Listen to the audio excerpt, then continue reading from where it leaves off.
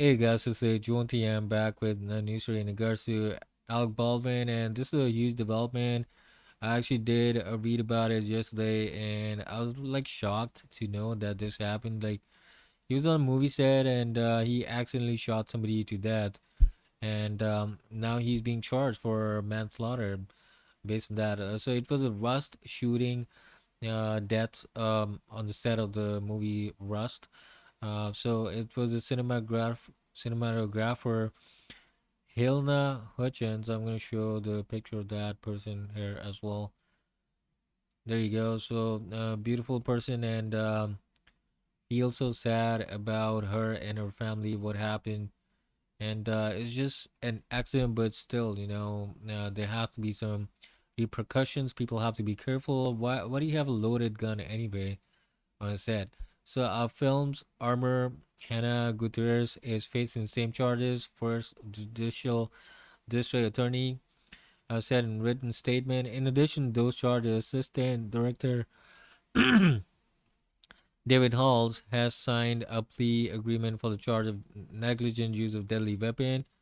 Yeah, exactly. I mean, those weapons should be banned because there's like copies of guns as well you can use on the sets, and you can just create the same kind of sound.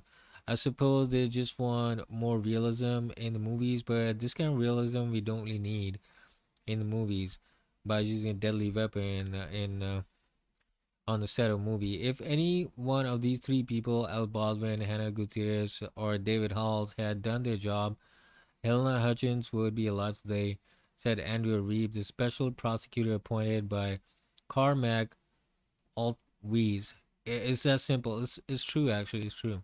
A review of evidence in the case clearly shows a pattern of criminal disregard for safety on the film's set, Reeve added. Baldwin's attorney, Luke Nikas, or Nikas, whatever, called the decision to file charges a terrible miscarriage of justice and a distortion of a tragedy. The actor relied on the professionals with whom he worked who assured him that the gun did not have live rounds. Really? Nikas, I can't say that name, I'm sorry, said in a statement to NPR, "We will fight these charges and we will win." So, I mean, that's another thing. Like, Al did not really know that the gun was live, had live ammunition. That's really strange. So, in October 2021, Baldwin was holding a Colt .25 caliber pistol that fired a live round, killing Hutchins. At the time, they were rehearsing a scene for Western movie. Baldwin had maintained that Hutchins died in a tragic accident, saying that he didn't intentionally fire the weapon, had no idea that it held live ammunition when the film crew gathered to rehearse a scene of the film. So this is a development right now. It's really tragic, and let's see what happens. I don't really see Al getting out of this, but can't say it's really a sad thing to talk about.